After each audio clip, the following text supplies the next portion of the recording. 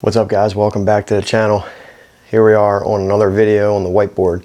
So I guess I lied on not making any more, or a lot of them. But the first video I posted like this a few weeks ago, I had a lot of positive feedback about it, and people understood land management better, and if that's what it takes, then I'll make more, you know. But because I want everybody to succeed and learn, as I learn pretty much every day with doing different things. So if I can make this type of video to help you out in any way, you know, drop a comment, give the video a thumbs up and leave a comment and let me know exactly what type of video that you want. But this video today is a follow-up video from the video that I posted earlier in the week about food plot trails and what I did with the skid steer. So again, I figured I'd draw it out to help describe it a little bit better, so you guys have a better feel for what we're doing on our own properties. So I have black. Again, I actually ordered some different color markers to describe this a little bit better in future videos.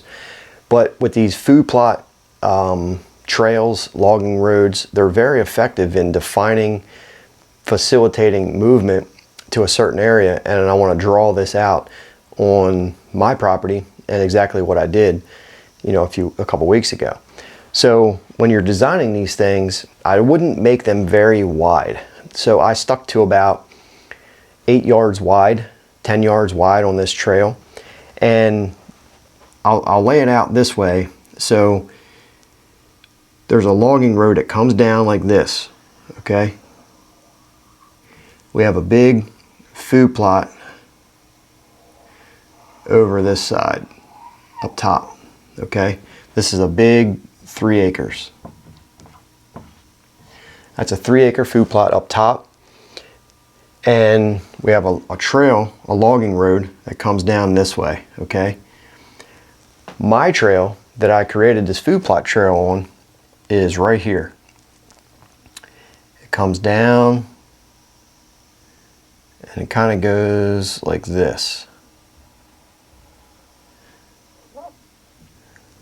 This is my food plot trail that I created a few weeks ago with a bulldozer. It's roughly about 100 yards long and 10 yards wide, 8 yards wide, somewhere around there.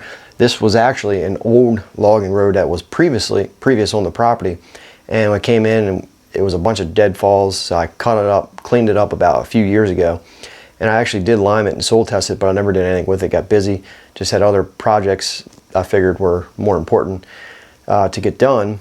So this year I finally got to it, and here we are. So I created this on an existing road. Now it obviously can be done on, you know, on a fresh spot. You can just, you know, bulldoze the trees, cut the trees down or whatever. But fortunately, I was able to get a bulldozer or a skid steer in there, and I was able to rent this and you know, for 8 hours and get this job done. Clearing this out, even though it was partially cleared already, I spent about an hour. You know, you can get a lot of work done on these skid steers. I had probably an hour and 15 minutes worth of work. I smoothed it out, leveled it, got a bunch of trees out of there, widened it up a little bit, got enough sunlight in. So also, this is all woods, all through here. This is all woods, all around here. So there's a tree right here, a specific tree that I'm going to hang a stand in. And the deer, okay, over here is a bedding area. Okay. Here is a kill plot. Okay. There's a travel corridor that comes out of this bedding area, goes up and comes out into there. There's a bench system down here. There's a creek that runs through the bottom here. And there's a bench system. So a lot of times these deer like to follow these benches on, you know, flat parts of the benches or the hills. And I created a travel corridor that loops around, and it's going to come right back into here. Okay. So this is a bedding. This is our trail. This is a food. This is a I'll just call it a kill plot. It's probably about 1/8 of an acre, something like that. Well, also, this is all woods. I have a ground blind that I set up right here. We have a tree stand, which I haven't added yet, but I'm going to add it right here. There's also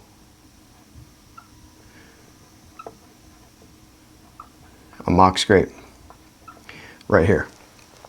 So this trail was an existing deer trail that we basically just cleaned that up a little bit. I created this bedding area.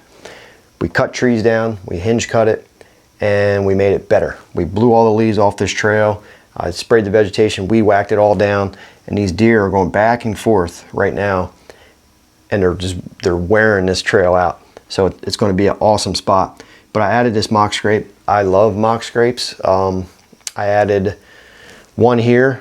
I'm going to add another one probably on this road here, on this kill plot logging road trail that I made. But to fine tune this here, we made this logging road, we created this travel corridor. So, and this is the big plot. So when the deer come into this plot, they can work through this plot, and they can't really cross right here. So they have to come out right here. And that's when they go out to our bigger field. When the deer funnel their way through this logging road trail, okay, but they can come out the same exact spot. I have a tree stand right here, okay, right there, and I also have a tree stand up here.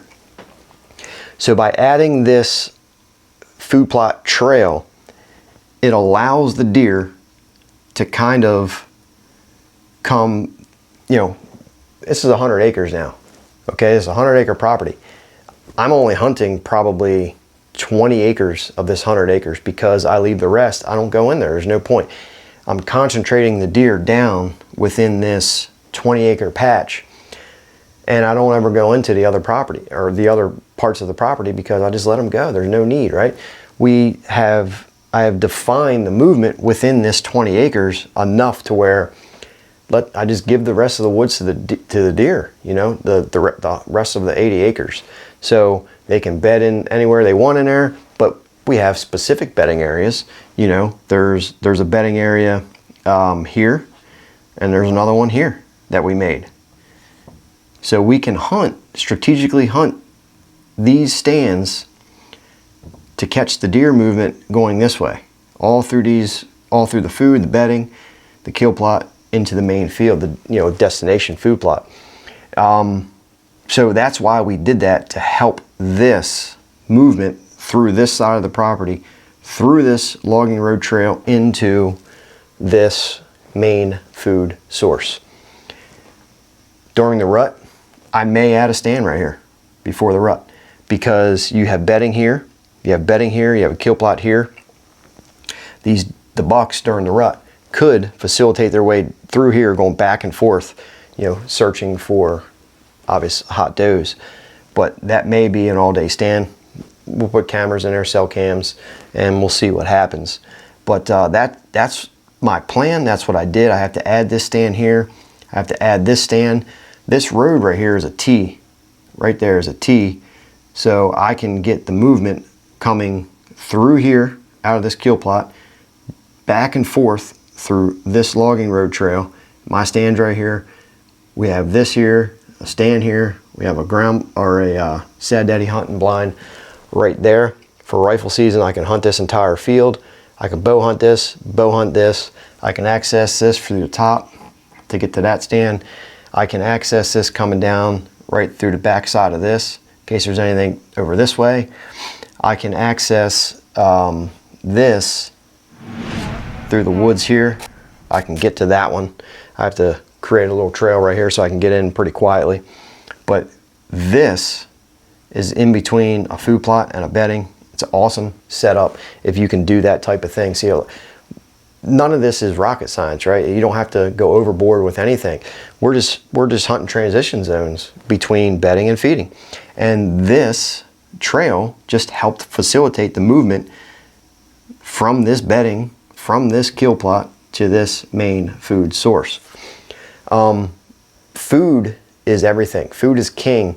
When you start adding food to your property, everything changes for the better. You know, food dictates everything. I know when I'm hungry, I'm going to eat, right? I go to the best restaurants. I go to the best places to grab healthy food, and that's what the deer do. They seek out and search out the healthy food sources. So try this setup, guys. Add logging road trails to your property, create some bedding, and we also have trails that go this way, trails that go up to that way, to help just this movement through this spot here. And this is what we've been working on for the past couple of years, and I think this year we're finally there, with just the amount of work and the time and everything to finish all this off. And I think this year is going to be great, and obviously I'll keep you updated throughout the year. We're going to plant this. We have to soil test it. We got to get some lime in there, and we're going to plant No BS from Domain Outdoors on this kill plot. And this kill plot's already planted. The buckwheat's germinating. The Egyptian wheat is germinating. So everything is working out. I'm going to wait 2 weeks to come in here, and I'm going to spray because there was a lot of ferns and stuff. So I'm going to wait for that stuff to regrow after the skid steer was being in there. And I'm going to spray this, and then I'm going to probably add some lime. I have to get a test and see. But I'm going to be adding lime to this, and then we'll be correcting that. And come August 15th, August 20th, I will be seeding this with No BS from Domain Outdoors. And I'll probably also be adding to that mixture, I'll probably be adding some annual clovers. That way in the springtime, those annual clovers come back up in there, protecting the soil, improving the soil. It's very, very bad in there. So that'll help us with turkey hunting. So I'm going to probably add some clovers to that, either that or some more winter wheat to get that rolling, and just help that soil. Hopefully this makes sense. This is my plan. This is my personal property, and if I was to go to a client's property that hired me, then I would assess their property. And see, one thing real quick too is when people make designs for properties, I feel like they always try to make it the same on every property, and to me that doesn't work. Each property is going to be different. Each property is laid out different. This setup may not work for your property. You have to look at this and figure out, if I put this food here, what am I benefiting from it? What is the deer going to benefit from it? Can I access my stands? Where do I put my stands? Where's bedding? Where's food? Can I get to this without spooking deer? And that's what you have to look at. It's not rocket science. So again, hopefully this helped. Any questions, let me know. I'll see you guys on the next video.